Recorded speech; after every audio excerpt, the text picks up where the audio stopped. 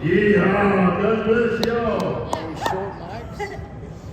We're here to have fun today, you guys, and if you haven't downloaded this movie, please download it now because it is the ride of your life. And let's hear a little bit about the production and process of this movie. Yes, I mean, this was a movie that I had written and developed for about 8 years, but honestly was a story that I wanted to tell my whole life. You know, I felt like I grew up playing football, so Friday Night Lights was everything to me. But I felt like the rodeo community didn't have their Friday Night Lights. That was about this beautiful sport, but also the way of life that it represents. And what's so interesting about this movie is that it's not just another rodeo movie. There's a lot of authenticity to it. You casted these two actual cowboys to be in your film because you wanted it to have a certain type of feel. Let's hear about that.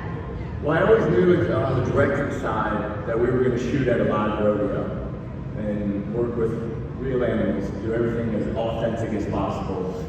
So if you're starting with that mindset, you're kind of screwing yourself if you cast some actors that have never been around animals, in particular bulls, you know? And, you know, when we shot those live rodeos, there was a lot of times when, you know, we only had 8 minutes to choose from, you know, the final scene of the movie, all three of us, you know, I don't know, 3 takes, 12 minutes or something like that. And you just, I mean, you can't pull that off unless you got guys like this who lived it. Yeah, you have to know, you have to have somebody who knows what they're doing, who is used to being able to perform within like a crunch time period, and there's no one better than, you know, former bull riders themselves. Absolutely. I mean, there's no warm-ups, you know, like they just got in and rocked it. Not a lot of blocking and stuff like that. It was awesome. No turning back once they call your name. It was actually a brilliant production move. It saved them lots of money, and I mean, it gave it the authenticity and real reality that helped make the movie by integrating himself into an actual rodeo. And again, like you said, me and Tom, we knew how to get around through all them people, and we felt at home there, so it was easy for us to go on with our chops.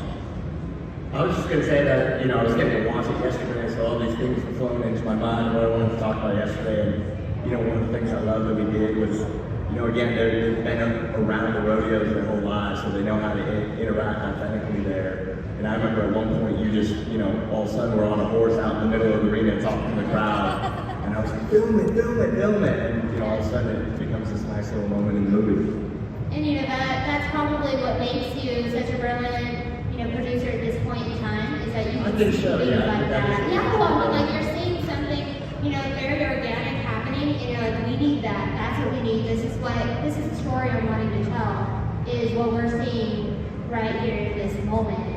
And I just want to know real quick before, we're going to show you guys the trailer so you can get a little taste of the action, but I want to know from you, Tommy, you're sitting, I know that arena, right? It's Steveville, and you're sitting in the chutes on the bull, and how do you, like you said, 12 minutes is a long time. Like, how long were you actually on that bull? What was that process of having that? And was it an actual bucking bull, or was it like a more tamer bull that you put in that chute? Because I know it's you on it. There's no double there.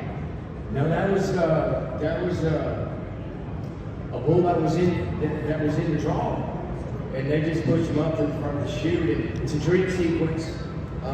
My character is having kind of a nightmare where he's getting on a bull and just about ready to ask for him, and my daughter's in the middle of the arena.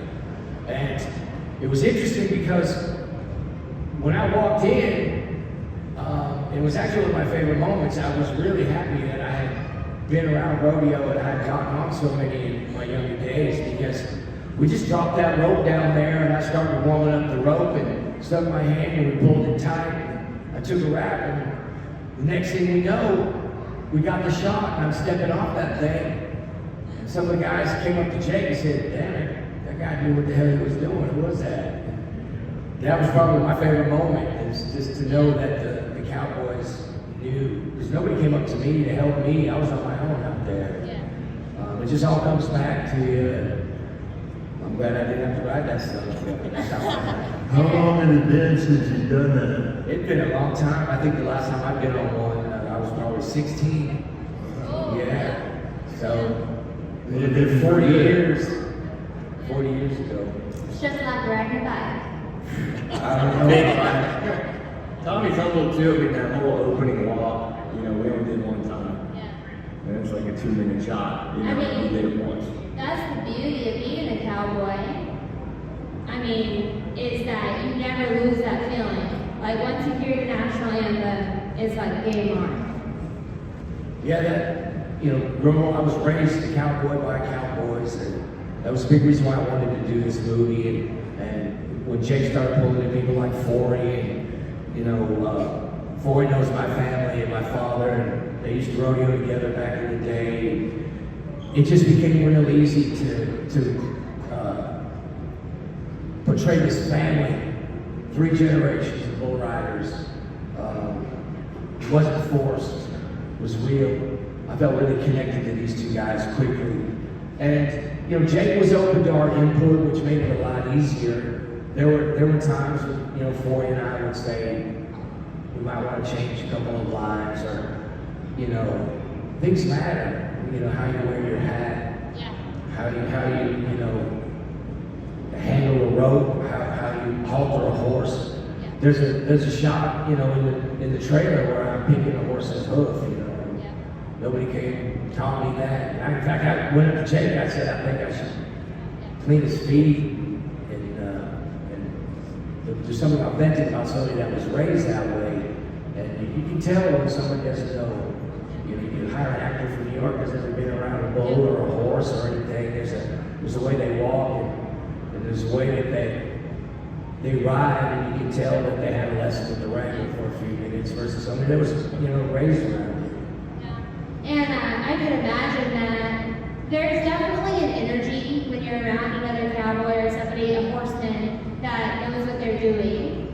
And even not being around horses with that person, you can feel it. Just like a horse knows whether or not to trust you, we as horsemen know whether or not to trust another horseman. And I think, I'm assuming that that's the reason that you were even able to talk the Lone Star Rodeo into allowing you to stop there in bed and film this movie, because they could feel like, you know what, this is real, and they're going to actually tell our story 100%. We can do this. We had a lot of support from that rodeo company. Yeah, and even down to the marketing of the movie.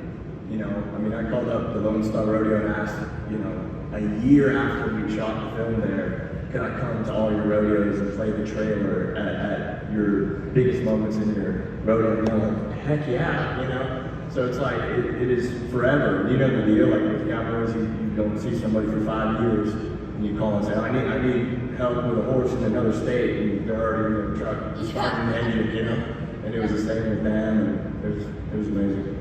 I just thought of something that, you know, talking about cowboys. Probably one of the biggest things in the movie that being cowboys helped, and we got the shot in a couple takes, was with the horse in the round pit. Me and C-Tom were both comfortable with that. We've been there. And the horses really picked up on that. You just mentioned that. And if I'd have been an actor, or C-Tom been an actor, and been in there scared, and had to been all tense and tight, that horse would have read it and picked it up. But me and C-Tom, we were natural, we were comfortable there, we've been there, we've done that. And it was just like, oh, we get to go do our art at something where we know what we're doing. And the horse picked up on it. And he did about everything we wanted him to do. Yeah, that's a great moment too. Even when we tied him up, we could get that face and had our scene together. You know, there's something authentic about it. You know, it's just, it's real. So, you know, all the bull riding and rodeo aside, but that right there, that scene emphasizes having real cowboys and, you know, doing the acting.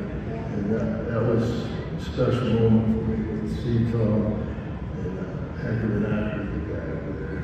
And as, you know, as an audience member watching the film, the way you put your hand out and that horse coming to it, how it did, and in the trust there. I mean, that's what's authentic about it. It's small things that, I mean, you can't make that shit up, right? Like, well, you know what's great is that the cowboys and ranchers, rodeo people, they watch this film, they pick up those subtle nuances that are legit.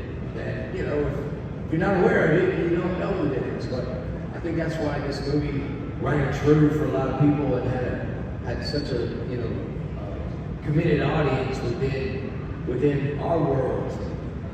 There's not a lot of authentic cowboy productions out there, and you know, when you see one, it's instantly recognizable.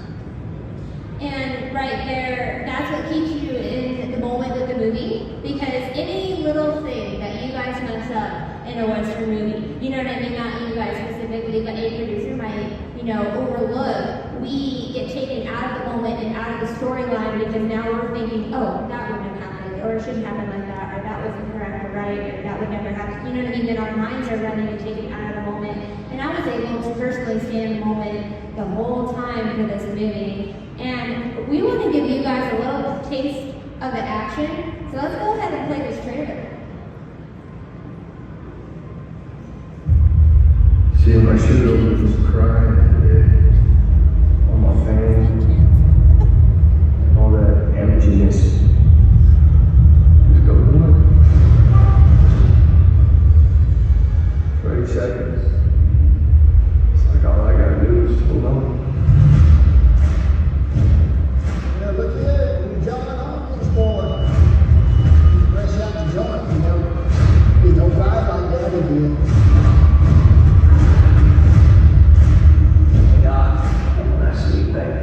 John. James can't say that. That's $160,000. What the hell am I supposed to do now? I think we should start a conversation, Peter. We turned our back on it. Yeah, my day to go was to stay off. Trying to roll in that cabbage. Oh, remember me.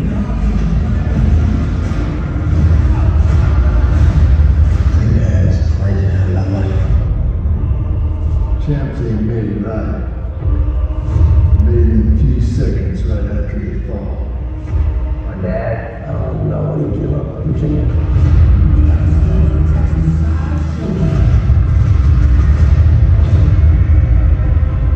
You did anything for your sister. Anything's good to you. But totally my wife ain't ready to shake.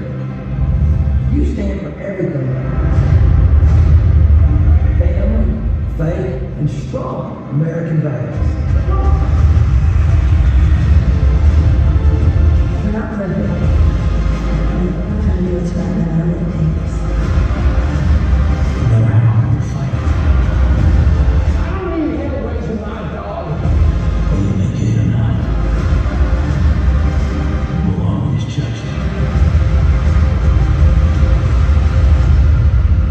Always. I had it all.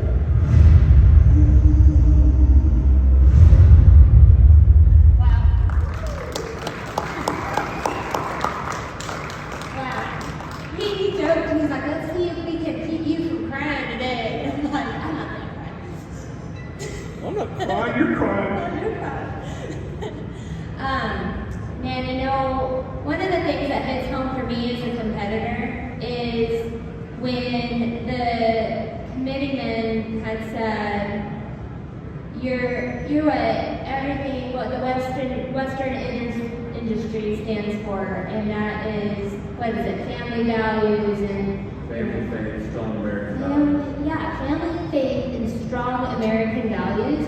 That's so much pressure, and it is so much pressure on us as rodeo athletes, and I'm sure as you guys as sportsmen, and you as a professional rodeo athlete, because we do have this relationship with God, but the only reason we have that close of a relationship with Him is because we've gone through the dark stuff in order to have that relationship with Him to pull us up and out. And rodeo is just an outlet in order to turn it off.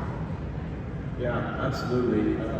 I mean, that scene is in particular one that really hits that pressure. Another one I think of often is the scene in the locker room, you know, where it's in between the second and third ride, and, you know, my character's not sure if he can go again, and his grandpa's telling him the cowboy up, and he's looking up at this picture of his dad and his grandpa, who are both in the Rodeo Hall of Fame, and, you know, just the beautiful pride that brings, but also a bit of a dark shadow that can put on a young man. Plus, you talk about pressure. Faith, family values, and good manners is frowned upon today. You can get in trouble for calling somebody sir or man. You know, it's ridiculous. We were just talking about that earlier. You know, and that's what we were raised that way. We were raised to be that way, to be polite and care about each other. And today, you know, they'll call human resources on your ass for being kind. We were just talking about a deal on Yellowstone that happened with the harassment, and make a long story short, I ended it with sticks and stones will break my bones, but words will never hurt me. You can call me anything you want, but just don't call me late for dinner. Yeah. We need to get back to that, folks. I don't know how everybody got so thin-skinned. Thin skin is right, and I'm not going to tell any of my upbringing stories, but we talked yesterday about if you don't come from a spanking family, you're not a cowboy. Now the kids call 911. You know, one of the things I feel like makes this movie so brilliant in the Western industry, it was your handpicking these specific actors for their parts in the story. Can you tell us about that process? Yeah, I mean, the movie's about 3 generations of cowboys, 3 generations of bull riders, and perhaps 3 generations of alcoholics. And that's, you know, we're talking about legacy rodeo family here. And it all, you know, all started with Tommy. I've been following his work as an actor for a really long time and looked up to him as an actor. And then when I kind of found out about his background in rodeo, it was game over. And Jay, God bless the whole production. We were getting ready to start this thing, and they were putting everybody together. And all of a sudden, I got a call to go through a series called Obliterated, and I had to take that job. It was 8 months, and it set back the whole production. I called up Jay and I said, you know, you might want to recast me, and I'm going to go do this other show. Coming back a couple days later, said we're going to wait for you, and that was pretty impressive. You clearly had a vision, and Tommy was part of it. He was it. To be honest, selfishly, this was my first film as a director. You only get that one shot. And I knew, you know, the family was the most important part of this film, the authenticity. And there's just not many actors like these guys who can bring it both on the acting front and that authentic cowboy front. And I'm assuming one of those reasons that you picked Forrie is because it had the actual stories, the stories that you were looking for, and that really came up in the production process while you started the movie, and you were reading the script and you were filming the scenes. You ended up having to change things a little bit because he actually had real life stories that he had experienced that wanted to be included in the film. Yeah, and that's one of the reasons I took the job.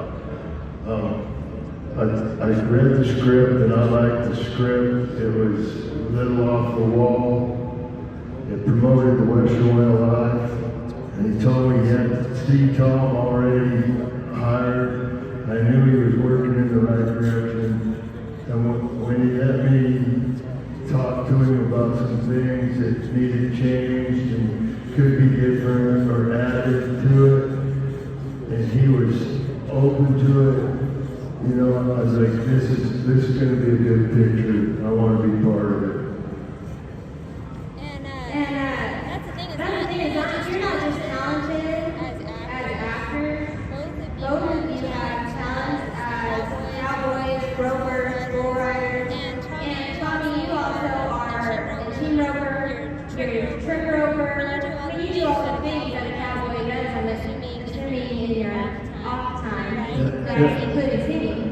Yeah, I think in the sequel, John's gonna go to senior rodeo and ride bulls, and him and Howell team row. It sounds like that's what everybody wants it to be. I'd like to see that. It's done. It's done. Let's sign the contract.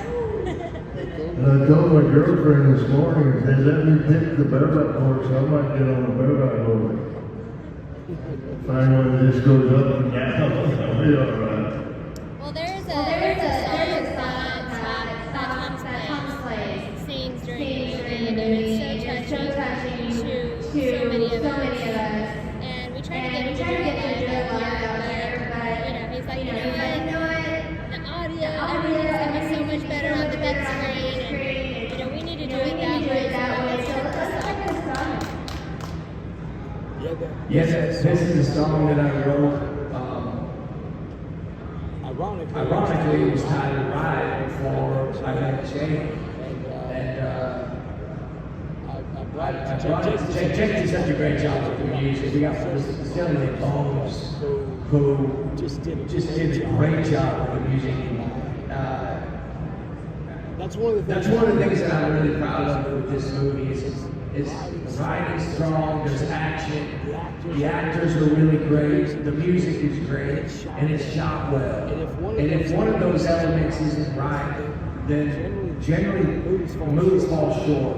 We're just one instrument in the orchestra. So to get all those instruments tuned and working well together, especially when it's your first time out, is very rare. And I think Jake did a great job. I was grateful that he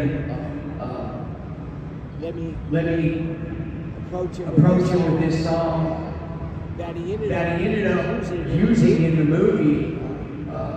Not just as the title track, but we actually I sing it to my daughter in the hospital. He sings it in the car, and there's just to me it's just it means the world.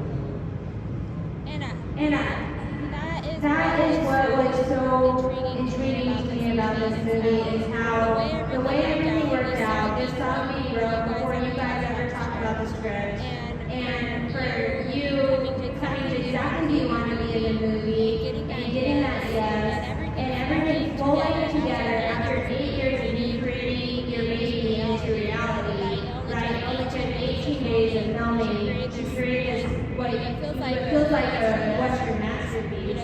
That is outside stores allowing everything to come together like that. But when it rolls like that, you know it's meant to be.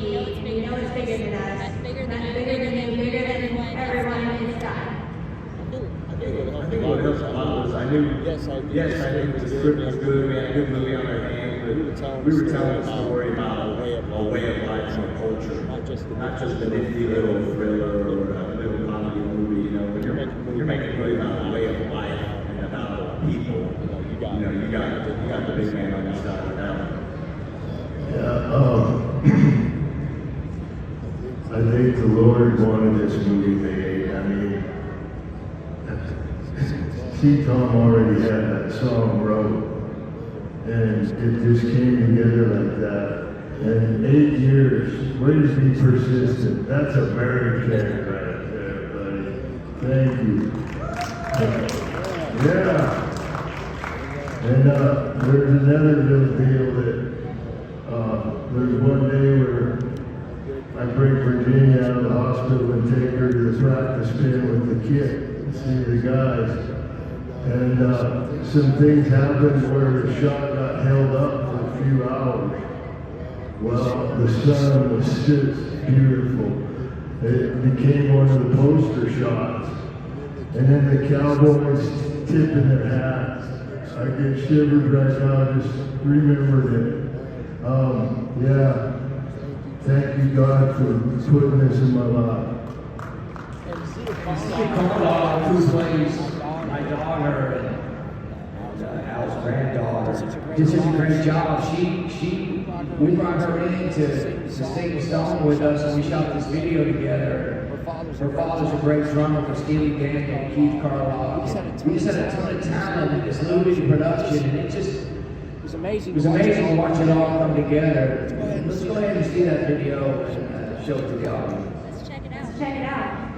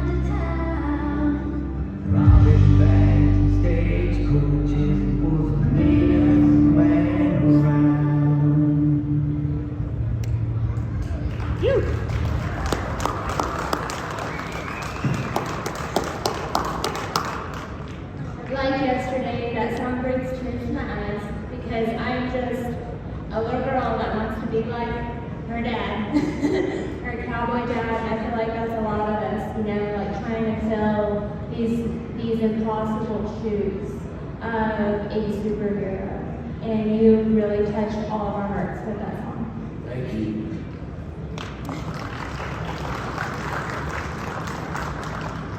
Forrie. Not just this song that, you know, brings everything together, and I just want to remind you guys that this song was written prior to Tommy ever reading the script, ever knowing that he was going to be a part of the film, and for everything to come together like this is truly a godsend. And Forrie has a few stories. I know that when Jake was producing the film, he wanted to have a couple scenes where it was like an authentic cowboy way scenario, and Forrie was like, man, that actually happened to me, and then rewrote the script just to put that in. Yeah, that's one of the beautiful things. This is an actual event that happened in my life. I was in Palestine, Illinois at the rodeo. I was traveling with David Peters and NFR, bareback rider, and Wayne Zurcher. And I had a horse, I think the horse's name was Gold Dust, come up from Steiner's Harbor, Morgan, and they win first on them every time. And I was supposed to win first. I was one of the top 25 in the world at the time. And for some reason, my right leg polioed up. I couldn't get my right leg to move. And so I didn't score as high as I should have. And we were walking back. I had our ringer bags over our shoulders, and we got out in the parking lot, and they both looked at me like, what's wrong with you today? And I was raised as a little kid that if you get scared, you're supposed to run and fight. So I've never been a big horror movie guy or anything like that. And I was having dreams with demons and just things that I'd never been exposed to, but I couldn't sleep at nights. And I told him, I said, I ain't slept good in a week. You know, I said, I don't know if that's any excuse for not being able to spur this horse tonight. And I said, just been having these hellacious dreams. And they both just dropped their rigging bags right there and put their arms around me. I dropped my rigging bag and put my arm around them. And we asked Jesus Christ to come into my life and into my heart. And I felt it that day. And later on that fall, I was in Amarillo working for Buster Ivy, putting on the Old Timers Farmers Rodeo. And I had my uncle, Lloyd Stowell, take me out to the San Saba and baptize me. And I thank God, my one and only God, and Lord and Savior, Jesus Christ, every day. And they're the reason I'm up here with these beautiful people, with beautiful people. And yeah, that is a true story. And I thank you, Jake, for letting me document that forever. And Wayne Zurcher and David Peters. Is that something that you ever even thought about, that you're going to make these life-changing experiences for these two cowboys live on for the rest of the time for your life?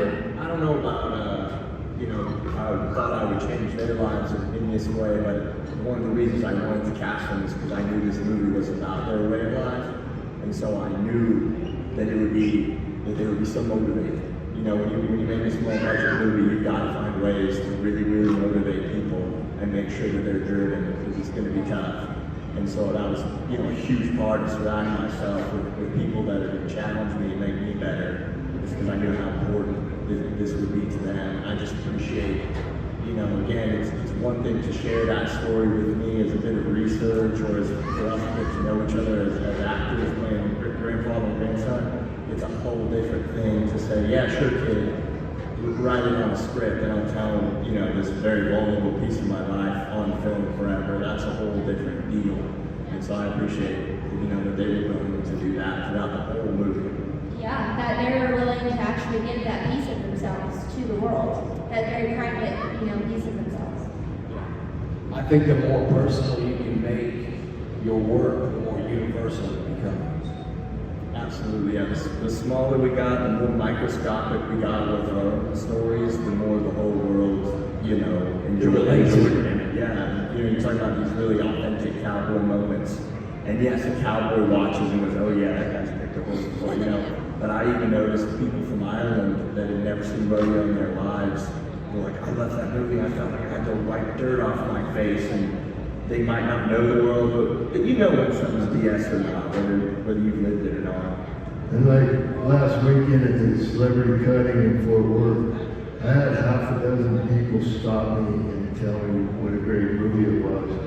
And now that we were talking about it earlier, one of them brought up that they could tell me and C-Tom had been around it before. I think that was their exact words.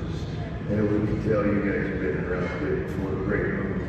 And that being, you know, it's a rodeo kind of movie, but it being in the cut horse world, and that many people appreciated it, and, you know, they picked up on them things. And being able to show you're still a cowboy, right? You're a cowboy, you're a cowboy, right? But being able to show a different part of yourself. You know, that makes it tough. Sorry to interrupt, but like, you know, spending a lifetime in rodeo, like Forrie and I, when you're approached by somebody that wants to do a movie about rodeo, there's some hesitation. You know, you're like, look, I don't know. You gotta pass the test. You definitely, you know, I know I put Jake through the ringer. I'm pretty easy to work with, but I'll share a quick story that I probably shouldn't say, but when we started to go to work, they brought me in to do this wardrobe test.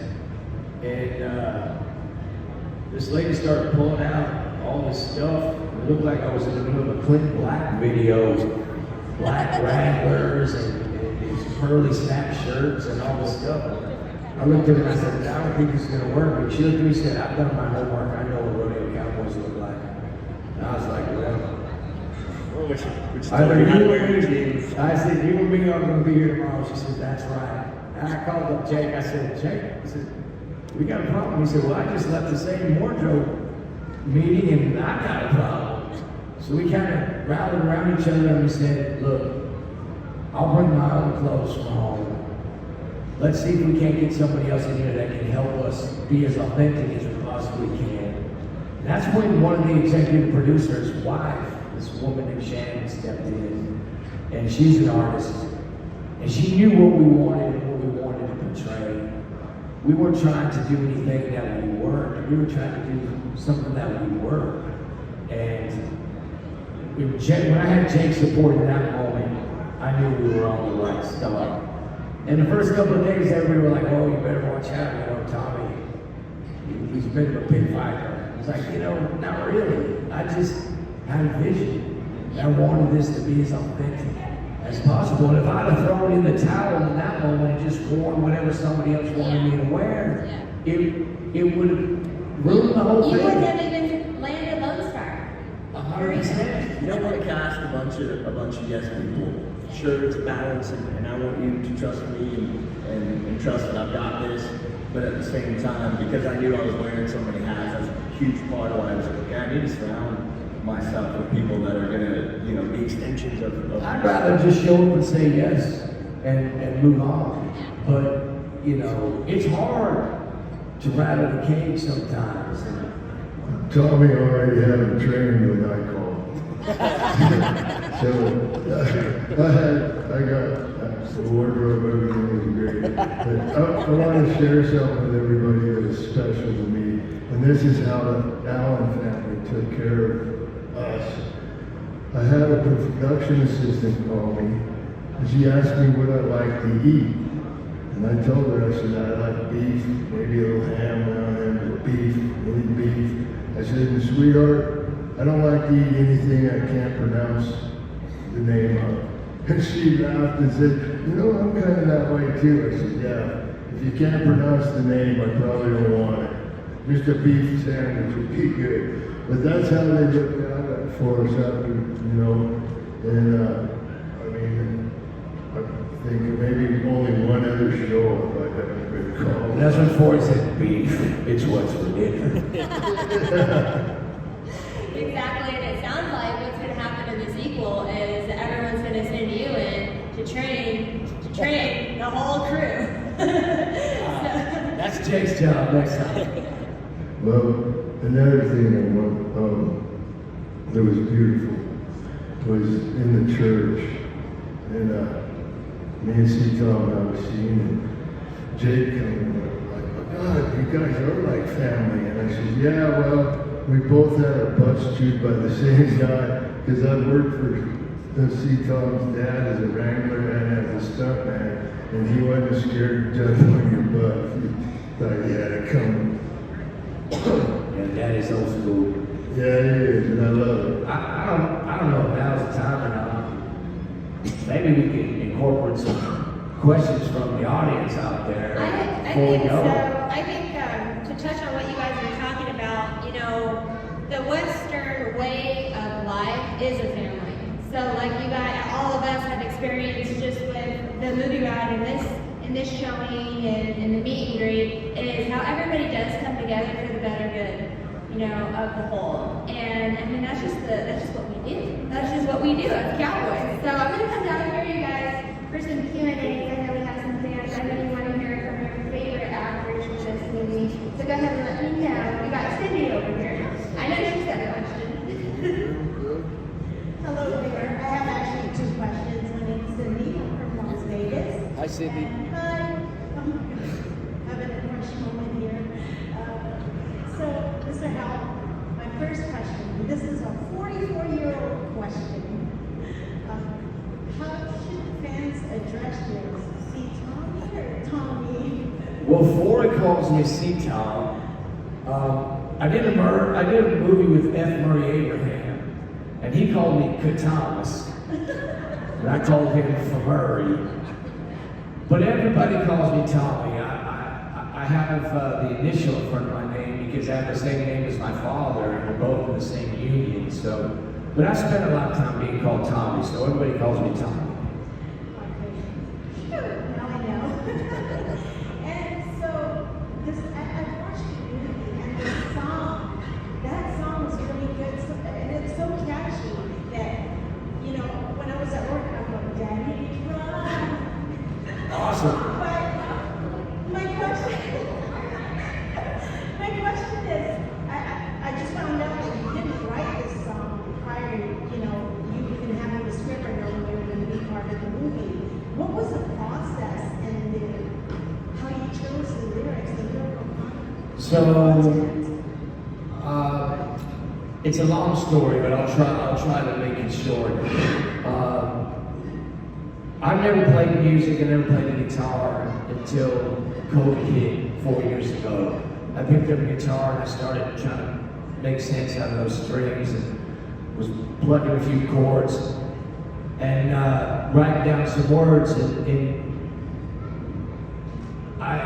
it came to me very quickly that the 40 years that I've spent in the 2-hour storytelling format could translate into this 2-minute storytelling format. And I discovered that I had a knack for writing songs. And writing came around, and my father, and Forrie knows my father. My father rode bulls for 10 years for a living and then became a stuntman. And I spent a lot of time watching my father look death in the eye and you know, walk away a winner every time. And he got hit real hard with COVID. And we just all, my family just all assumed he, like always, he kicked COVID's butt and everything would be fine.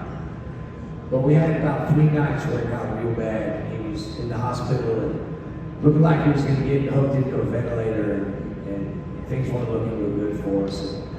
And I started thinking about this song and what it meant to me. And my father always was a larger-than-life character for me. And I wrote this song for my daddy. And fortunately, he came back home. And it was about a week before Christmas. And we draw names out of a hat to find out who we buy presents for back home. And I drew Daddy. And Christmas came along and the whole family was there. Everybody was exchanging presents and it was my turn. They said, you know, you got something for Dad? And I said, well, I wrote a song for him. And I grabbed my guitar and I sang Ride to him. And it was one of the best moments of my life. I had my father back home healthy. And I was able to sing a song for him in front this great Christmas. Great story. Thank you so much for that. You'll always be forever my honey boy, and now my John Hawkins. God bless, stay gold. I really love that, and I love that cowboys in general are willing. They're so tough and strong on a bull, on a horse, and even in their hearts, where they're actually willing to kind of like give more to the world than what we're asking for, like a piece of them, right? In every way that they can. I think that's what it does, right? Their soul. Yeah. We do have another question. We have Britt here, and she has a question for you guys. Hey y'all, I'm Britt from Iowa, and my question is, I know you had mentioned it's a little bit lower budget film, but 18 days is amazing for a time frame to put together a movie. How is that, like Forrie with doing Yellowstone, how was it so much different for doing 18 days on a movie versus years to produce Yellowstone? How was that?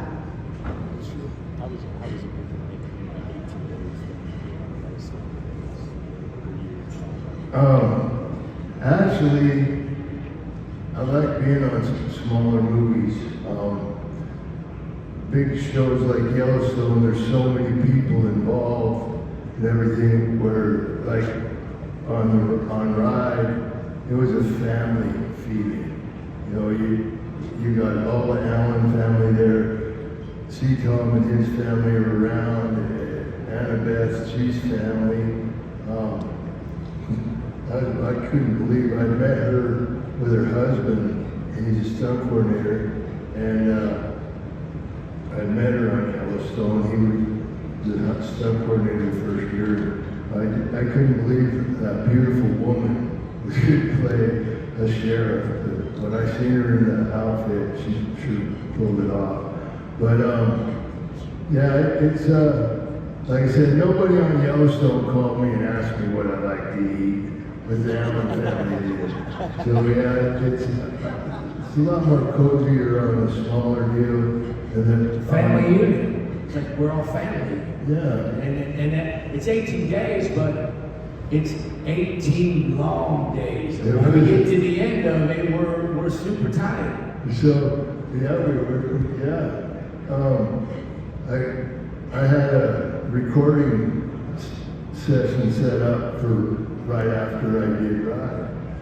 And I worked 4 days, and the way they do us is they get us in and out. So I had like 4 or 5 days there that I was in pretty much every scene all day long. So I go into the recording session and I can't pick up my cues, I'm forgetting the lyrics, I'm just having heck. And I went to one of the songwriter and singer working with me, and I said, you think about doing a concert for 10 to 12 hours a day for 5 hours, 5 days in a row. And he looked at me and he said, wow. And I said, yeah, well, that's just what I've been on. I've been Al Hawkins for the last 5 days, and I am wore out emotionally, mentally, and so we just started to crack the bottle of whiskey. We come out with a pretty good song that day, but I couldn't do any of the other songs. I was trying to do Bobby McGee and Turn the Page and stuff, which I'm going to do on the coming up album. So we just got to playing with, I think that's the day we came up with The Wind. It's streaming now. But yeah, it was wearing, and I'm glad Jake's a young man, because he was all over. Probably, how many days did you go without sleep? I'm still a little bit tired, I feel like. Sometimes when I watch the movie, I just kind of, it was all over. Sounds like you guys just made history in the midst of adversity. We have one more question here before we have to wrap things up. This question could be for any of you. Do you have any favorite memory while working with the livestock on the movie? Any Well, I had a moment myself where I had to sell my good horse and try to make some payments to the hospital for my daughter, not to get too much of the story away, but and you know, we spoke about this yesterday a little bit. Whenever you're on a ranch or you know you lose something, we just lost one of our horses a couple months ago. He was an older horse and he was my wife's horse. And I was away working in Canada and she called me up, she said, "We lost Gomez today." And she was in tears. And it's not easy. It's like you lose one of your best friends. And I had a moment where I had to sell this horse in the film. And it's like saying goodbye to one of your family members. And it's one of my favorite moments. It's a subtle moment. It goes by real quick. But I loaded this horse up, the trailer, got tied him up. I give him a hug, tell him goodbye, and I watched the new owner drive off in the distance with the trailer. There was a lot going on for me there, and that was a special moment in the film, and I think because I had gone through so much personally with that, my own ranch and at home, so for me that was an authentic, real, genuine moment.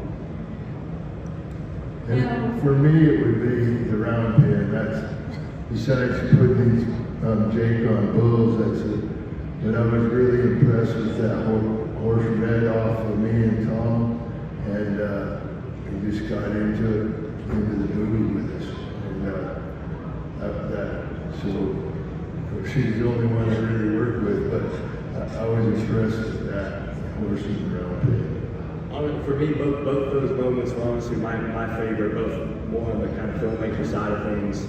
You know, the scene with Tommy selling his horse was what we talked about, how much the script changed over 8 years. But that scene, and in particular the wide shot at the end of, you know, a man watching his horse and ultimately his way of life being driven away. But then the most beautiful thing, my favorite part of it is he watches it for a moment and then walks away because it's time to go back to work. Because he needs to go save his family. And so that was a shot and a scene in the movie that had been there, you know, since day one. So it's fun on movies where you see things, you know, you work on something for 8 years and then on the day we change something because it's better. And then at the same time you can have these things that have been in your mind really for your whole life and you shoot it and it's exactly as you pictured it. So you kind of get both, and then the horse as well. You know, they're characters that they get along so well, but in most of the movie, they're two men that are kind of divided in that moment, and you don't know what an animal's going to do ultimately, no matter how well you train them or prep them for a scene, you don't know. And you know, for me as a filmmaker on it all, the horse was supposed to be what brings these two men together, and it's kind of their way to come together without talking about their emotions, maybe, you know. And so for me, it was just so great that horse behaved in a spiritual way, you know, very intimate spiritual scene, talking about faith and everything. So. And it was kind of chilly that day. It was the kind of day that a good horse would be bronky, you know. You train horses, you know what I'm talking about. But that horse was just like, all right, I'm on today. And of course, like I said, me and Steve Tom being there before, we're kind of the court in the storm for the horse, and he connected to that and came to us. It was a beautiful moment for me, and like I said, the cutting horse people see that. Yeah.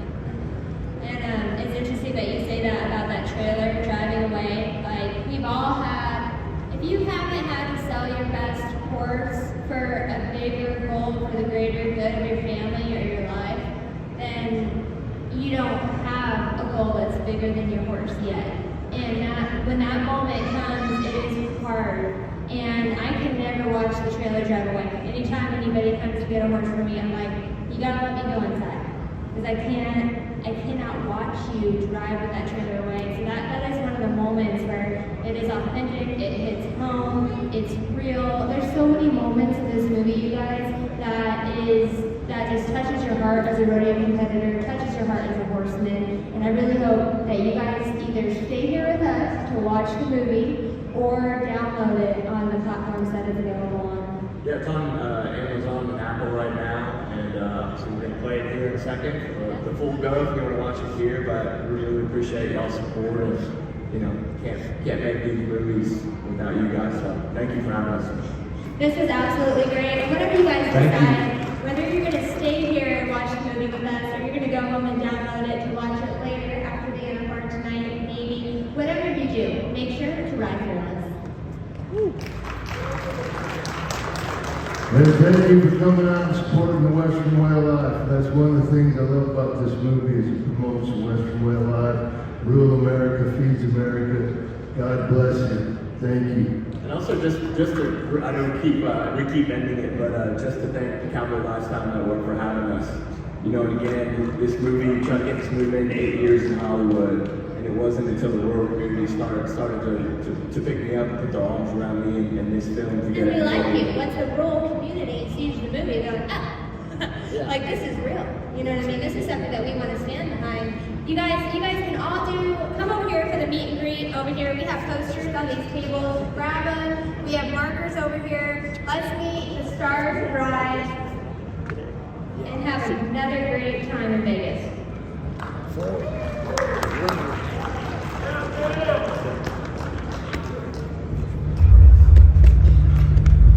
It's an instigator here. Let's get out here and give him a picture. Hey guys, come here. Yeah. Oh, a picture here? Where's the photographer? We need a photo. Oh, we got coded double duty in it today. Yeah. It's like, I'll come the whole time if you don't bring horses. That's what he said. That's why I don't want a teamwork. There he is. Hold Sid. Thank you for adding some lights. Yeah, you like that up already. Oh, that works so good. Is that better? Yeah.